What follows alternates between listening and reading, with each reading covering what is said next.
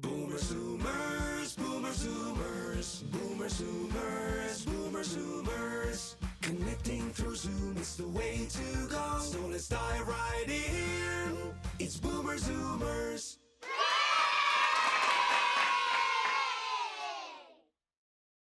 Okay, here we are. We're back again with our friends from the Charlestown Senior Center. Bill Isabella is our regular contact there. Bill, introduce who you have with you today with the Boomer Zoomer crew. My immediate left is Bill Bowden, and to the left of him is Dean Kosaka. Welcome, Bill, and welcome, Dean, to In the Dugout. Thank you.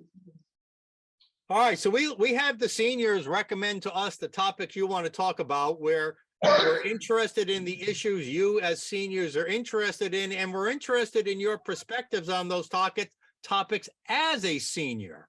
So one of the first topic we want to talk about is the nomination, the drama going on in Washington with the United States Speaker of the House.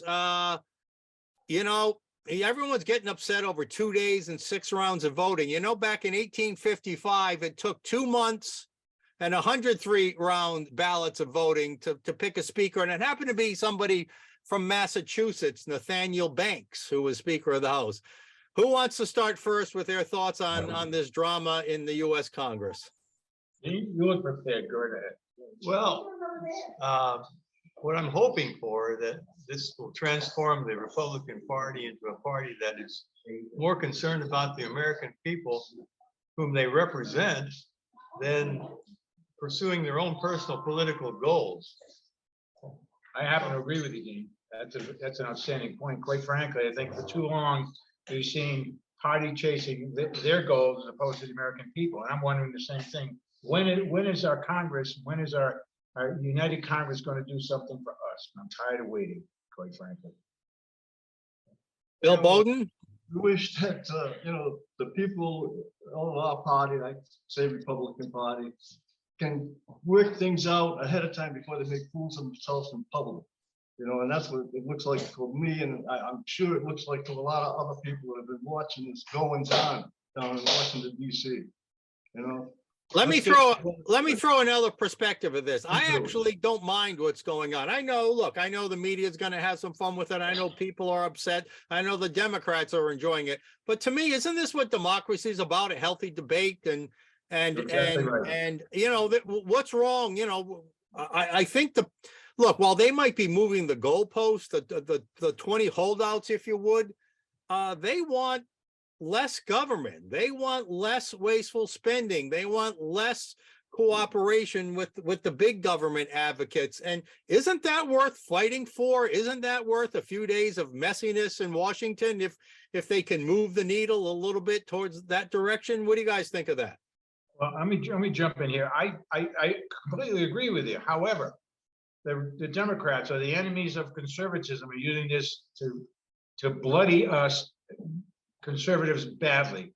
By that I mean the media is jumping on it. The media has never been or has not been conservative for a long time. So this is just giving them more ammunition to do more harm to conservative thinking and conservative people. Many people are being injured by this, least of all is McCarthy.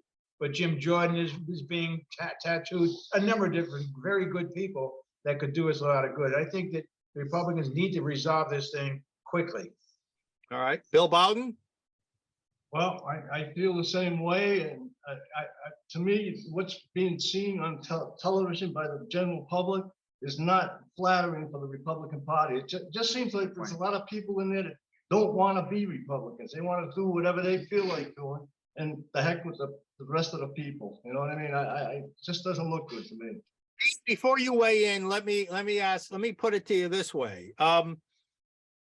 Well, to Bill Bowden's point, which ones are the real Republicans? The ones that want to kind of keep to the status quo and or the ones who were trying to get away from the status quo? Should Republicans just fall lockstep and barrel with status quo Republicans, or should there be a push to try to get rid of some of these very bad practices we've seen in Congress for the last few decades? Well, I agree with you to a large extent because, Kevin McCarthy is known as being part of the swamp. So, he doesn't have a lot of credibility as far as I'm concerned. And if there are true conservatives out there in Washington trying to improve the swamp in some way, I don't know if it's even possible, but if they're trying to improve it, at least that's a try. You know, I give them. And I would say it's worth the fight, because you know what, all this, you guys are right, that everybody's using it to their advantage to try to make them look bad. But it will soon be forgotten. Within a week after the, within a week after the speaker is elected, it's all going to be forgotten. But if we have some permanent changes and we have some permanent commitments to advance a reform agenda and away from the status quo swamp, that could be the lasting effect. So I say it's worth the fight. I say it's worth the mess. Final comments from any of you who want to weigh in on that? Go ahead, Bill. Well, I mean, we do have the majority in the House, but without the leader, as you know, Republican leader, which could possibly happen, and you don't know what these people are going to do. Right now, we don't have one, and there's like what 21 votes or something like that from our side that are voting for other people, and you gotta work together if you want to control it.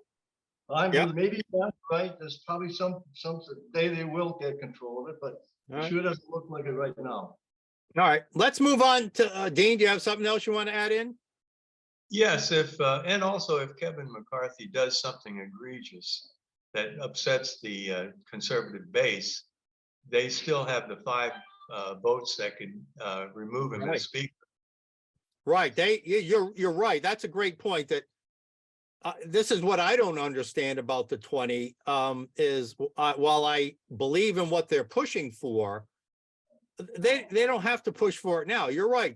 With those 5 votes, they hold a lot of power, and they can use that power throughout the next 2 years to move the whole caucus and McCarthy where they want. So I think you're all right. At some point, it's not worth the mess, but I don't want to criticize them because I believe in what they're trying to accomplish, even if they're going about it in a messy way. All right, let's move on to our next issue that you guys wanted to talk about. It also deals with the U.S. Congress and the House of Representatives, and that's the January 6th commission that is now officially disbanded. But they right before the end of the year, and before they gave up their power, they withdrew their subpoenas. Who wants to start and explain why this is important to you? It's important to me, quite frankly, because they made such a big deal of it. And suddenly, and I searched, Mike, I did not find this being taken up by the legacy media anywhere. And this is precisely what the problem with our media is. Every single day, every single step since Trump came down those golden stairs at Trump Tower, they focus on one thing, they get people worked up, and they get the perception that something is wrong, and then they drop it and move on to the next thing. So in my life, perception has always been reality, at least briefly anyway. And this is a case where perception is reality. So we get a big deal about Trump is going to go to prison. Trump is going to go to prison. We're going to bring him up. We're going to subpoena. We're going to get him in front of a court. And they say, never mind. This we have to get over this. We can't be doing this anymore. And we can't not let the media do that. Is your point more the fact that they withdrew the subpoenas and just did all, or is it more the lack of media coverage of their withdrawing of the subpoenas? I'd say 49-51, but the fact that they just threw it out, summarily threw it out, bothers me a great deal. If the guy was guilty of something, I want to see him prosecuted and brought to justice. And if he wasn't, why isn't somebody prosecuting the media or the congressional caucus for bringing this up? That's what bothers me the most. All right, Bill Bowden, how do you feel about it?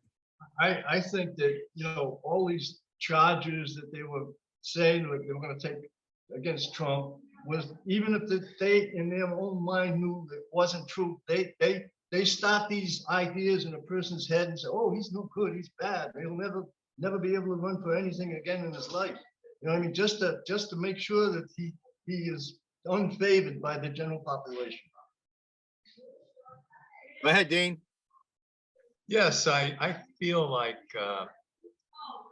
this whole January 6th thing was actually produced by a Hollywood director. And I feel like, it sounds too much like fiction. Well, it was literally. Yeah, exactly. That's the whole point. Exactly. Yeah. And Yeah. the Go ahead, ones- keep going, Dean, sorry. That's okay.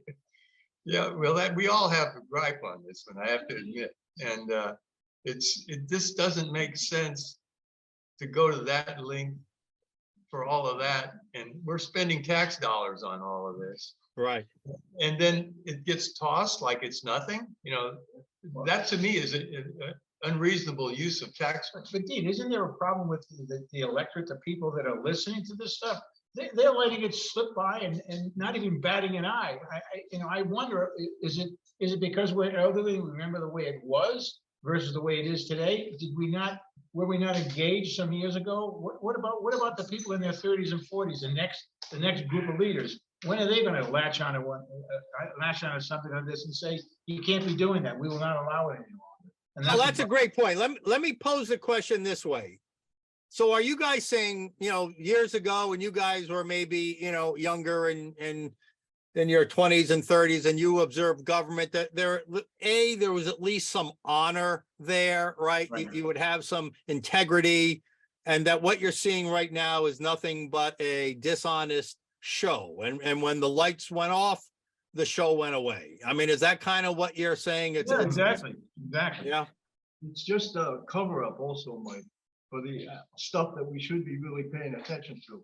Hunter Biden, the border, Yeah. frame, all that Very stuff. good point. It's in the background right now because of all this foolishness that they spend time on and waste money and government money, our money, to do nothing. That's what it Yep. amounts to. Mike, in my opinion, the problem is, I don't know if you've seen this. Have you seen this study put out by Nielsen? No. Basically, it's showing that adults ages 18 and older spend over 11 hours a day on watching media and messing around with media. In other words, today's adult is pretty much distracted. And basically, I would say they're enjoying their freedoms and they're letting other people protect their freedoms.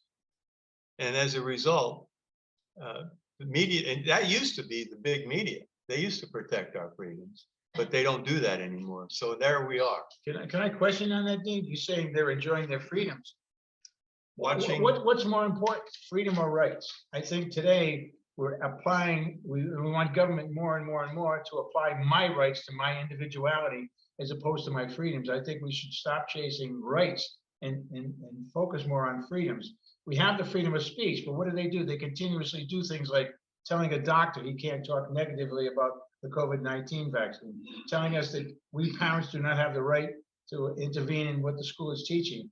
But they tell us we still have those rights. You still have the right to free speech, but we're no longer free to express ourselves. And that is, I think, the heart of the problem.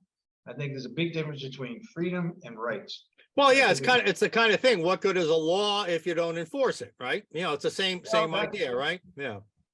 But they deliver something, they try to deliver something, they try to deliver a constitutional right, which we have, and they tell us, but you can't do this, you can't do that. You have a right to put whatever you want to do and put it up on social media, but if we don't agree with it, we're going to take it off. Well, then you've lost your freedom to express your rights, haven't you? And that's part of the problem. All right, that's a great point. All right, I'm going to bring up one topic that wasn't on the list, but I've only got about 30 seconds each, but I made commentary earlier this week that being installed, basically the same old people or twin, like people, Seth Magaziner repurposed. He's now a congressman. We got the same governor. We got the same speaker of the house. We got the same Senate president, got the same lieutenant governor. We got the same attorney general. Do any of you feel like the status quo, if you want to call Rhode Island's swamp, do any of you feel like the status quo swamp in Rhode Island is going to change at all given the last elections? Go ahead, Dean. Okay. Without mentioning names, Are you alluding? just to yes or term no. Do you limits? feel like we're in for a change or just more of the same? I think we need term limits.